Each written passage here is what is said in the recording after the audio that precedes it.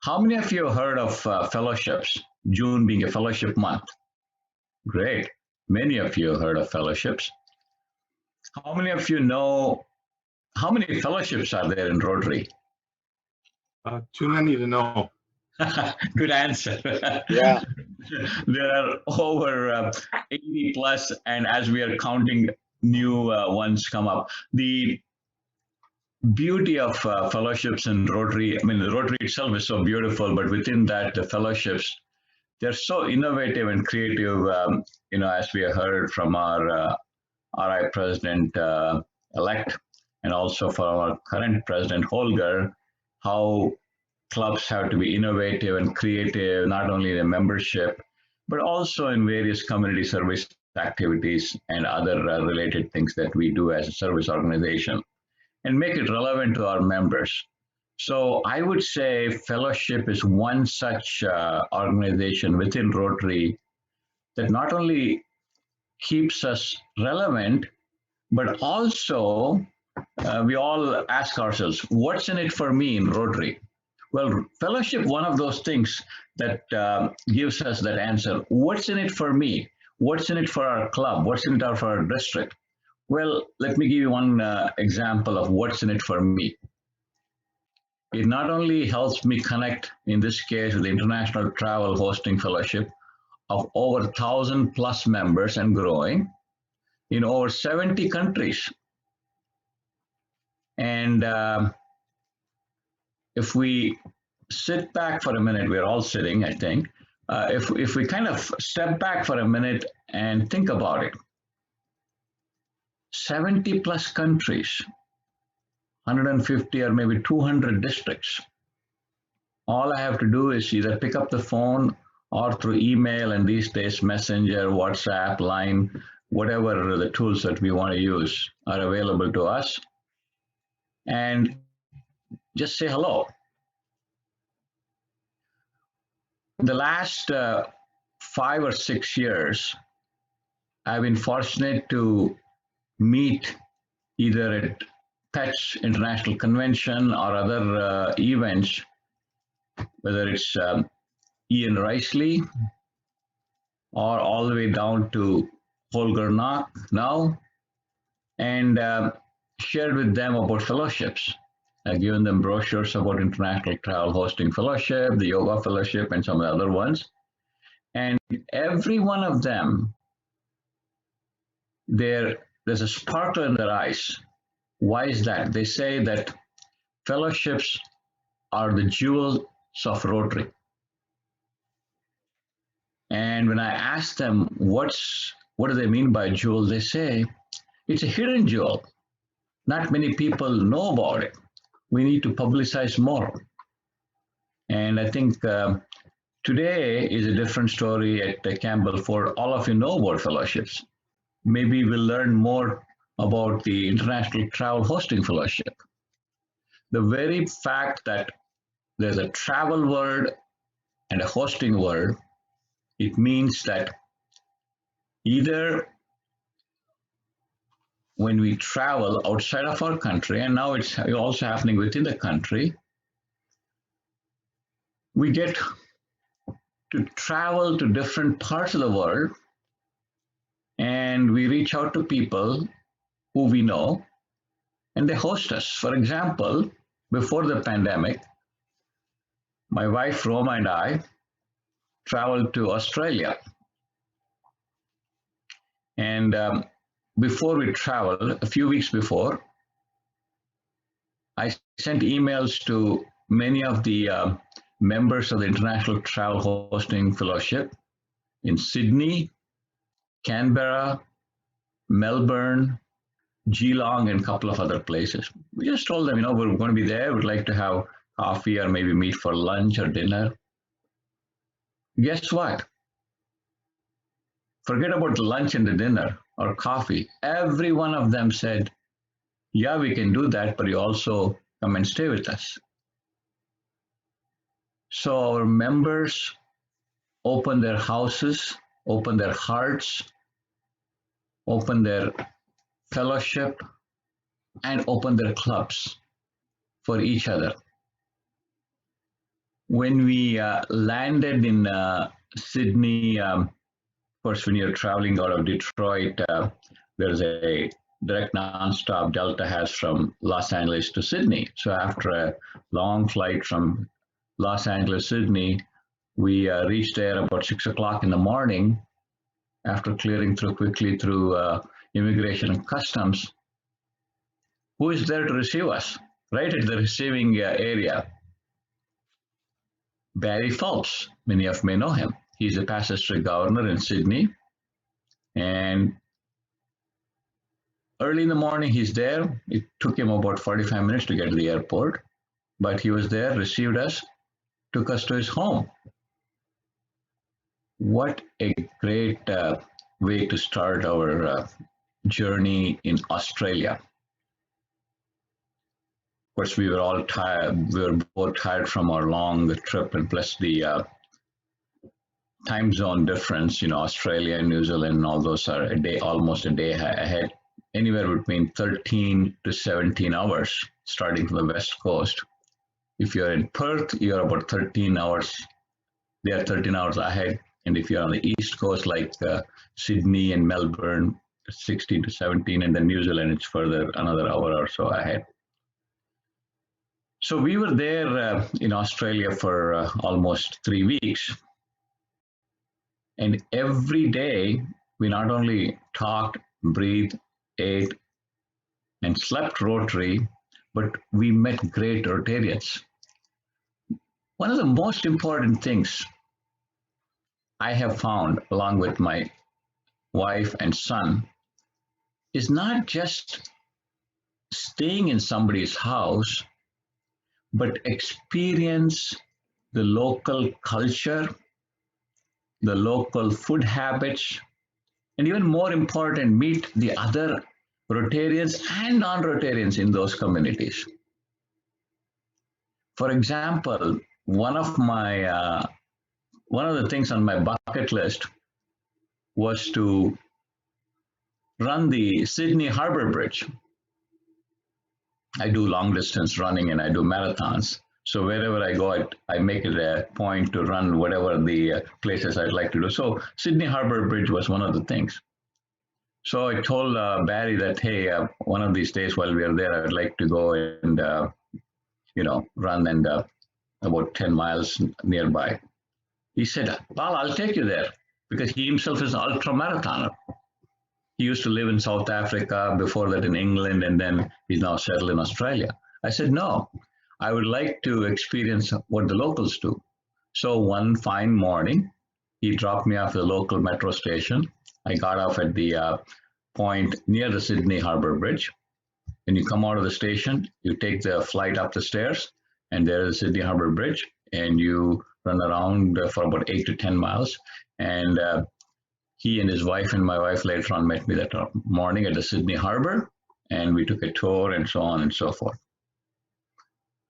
Now, we could have stayed at the Hilton or the Hyatt or whatever the local hotels there are, but that would not give us the insights of how the locals live, how they're opening up their homes. And Australia, of course, is a lot similar to Canada, and to a certain extent to US, but there's always more to learn. So the power of fellowships, power of Rotary, then it took us from there to Canberra, to the Parliament and all other places, so much so, and I've got to share a story here. So Tony Trumbull and his wife Kate were our hosts in Canberra. Canberra, as you all know, is the capital of Australia. And of course, he arranged for a tour of the Parliament and other things, and he had inside connections. So some places that we could not normally go, he was able to get us in there. At that time, ITHF was looking for a newsletter editor, we call it Connections.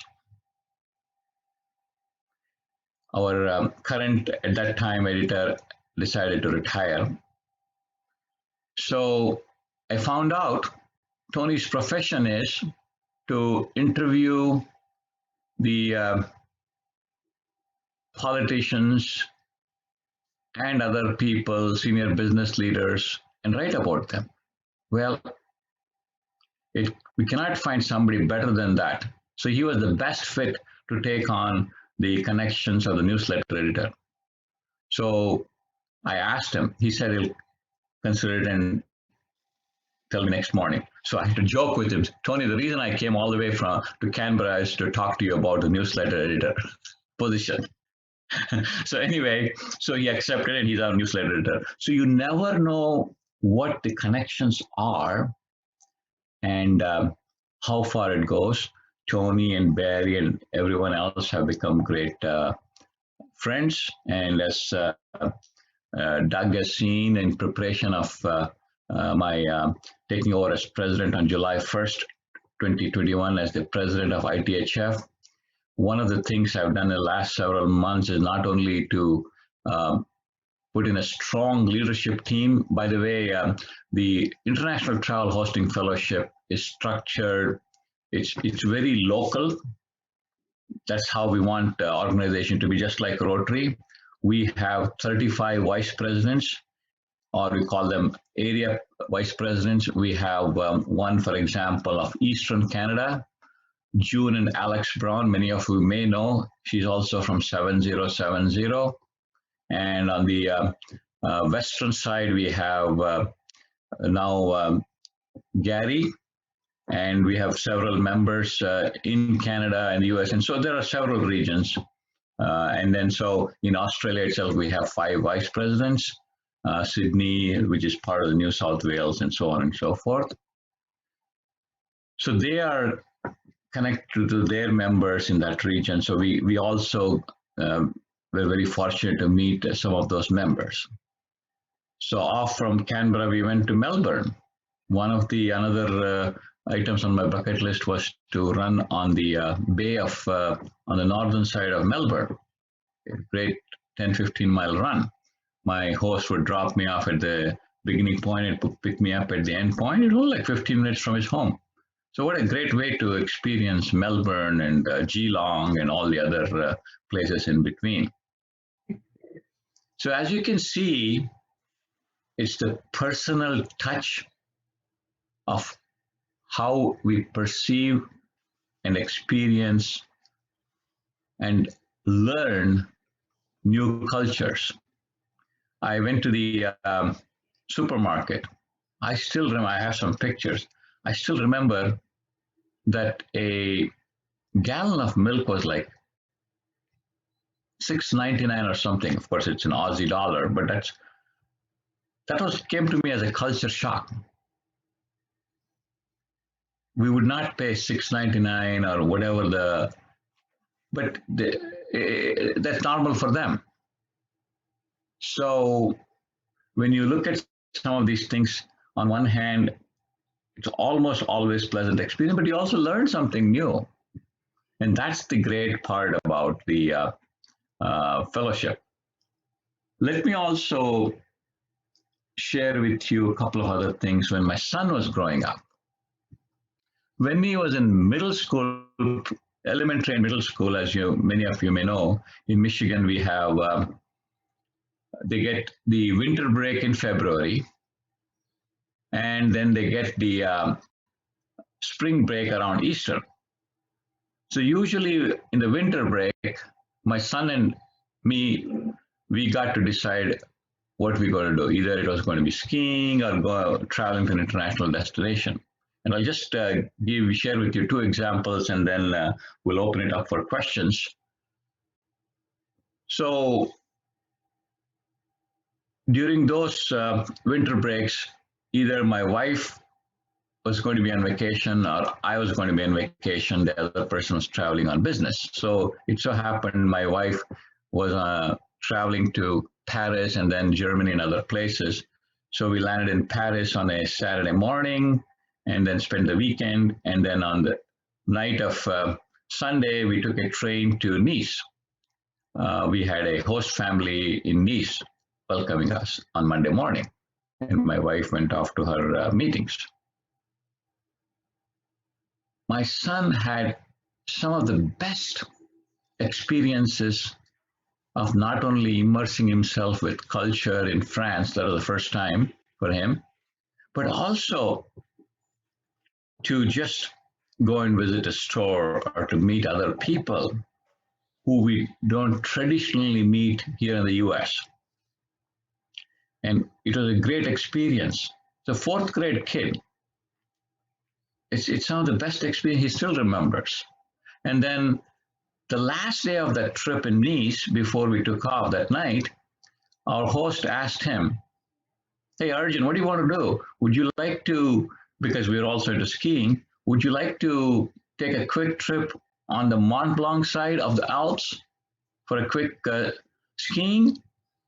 Or should we go up in my plane and look over the Mont Blanc?" Well, being a kid, he's been skiing, but he took up the second one. I think that was the best choice. So he sat on the co-pilot seat, and they had a small space for him in the back. What a great experience to not just look over Mont Blanc. He even still remembers many years later about his experience, not just about the plane ride, Mont Blanc, and everything. And of course, that night we came back to Paris, met my wife. It happened to be Valentine's Day. So, as you know, Nice is almost on the Mediterranean. Not almost, it is on the Mediterranean, but it's also one of the flower capitals in France. They get flowers from all. So we picked up 2 dozen roses, and I brought it back to my wife in Paris. Got some brownie points called rosy points, right? So stayed the weekend there, and then the following day, my wife went off to China for her business-related trip, and my son and I went off to northern France in Arras, where we were met by another French family. Now, this French family had 3 kids, one same age as Arjun, one younger, and one older.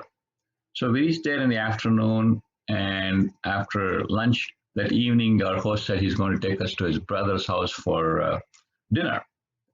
Here we go. Half an hour later, I see my son and those 3 kids and a couple of other kids that had come playing with each other as if they have known each other for the rest of their lives. Remember, my son at that point could not speak any French, and those kids could not speak any English, but somehow they were able to talk to each other or play with each other and continue the conversation. So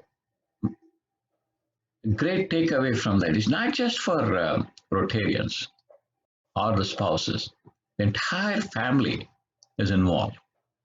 Not only the kids get to know about Rotary. I mean, we are here in Michigan or Campbellport. Our kids think, yeah, okay, you go to Rotary, dad or mom goes to Rotary, okay. But they're immersing themselves in Rotary. Of course, there's also short-term youth exchange, long-term youth exchange, and of course, Peace Scholarship, a lot of that. Those come later, but this is the power of Rotary and Rotary Fellowships. And then I'll give you one other example of our trip to Japan. Again, the 3 of us landed in Tokyo. 2 days later, my son and I were hosted by a couple in Yokohama, which is a short metro ride, and off we go there. And I have to tell you, call me short-sighted, call me, my limited understanding of the Japanese culture. Mind you, as part of General Motors, I used to travel to Japan almost every other week. But when you're traveling on business, you stay in a hotel, like I said, Hilton, Hyatt, whatever hotels of your choice. So I never had a opportunity or created an opportunity for myself to stay or being hosted by a Rotarian. So when my son and I and my wife went there, again, at that time, I was on vacation, my wife was on business. And so I was telling my son, I'm not sure, because until that time, my perception of the Japanese homes were miniature, because that's how our minds are trained. And here we go, we reach Yokohama, our host picks us up, then we go off to lunch in a restaurant there, and then we go to their house.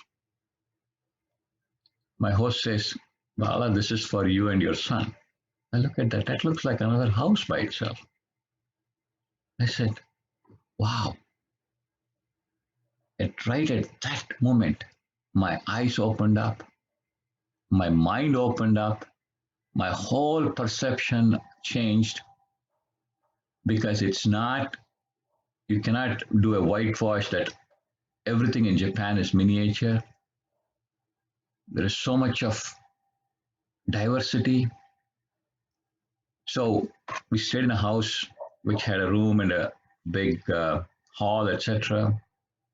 And he happens to be a real estate businessman, not only in Japan but also in Hawaii. That's another thing I learned. A lot of the people in Japan do business in Hawaii because that's very close for them, for a lot of the people in Japan to take holidays in Hawaii. So, again, immersed in culture, immersed in Rotary, most important, understanding each other, people to people exchange. So, I can go on and on, but I'll stop there and hope this gave you a flavor of not only international travel hosting fellowship. Maybe at some point you will become a member of the fellowship. And we have a brand new portal, www.ithf.org.